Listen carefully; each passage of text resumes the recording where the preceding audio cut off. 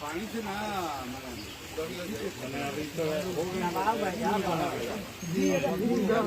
पुल बढ़िया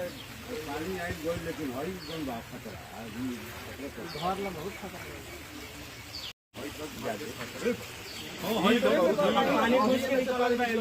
पानी से ना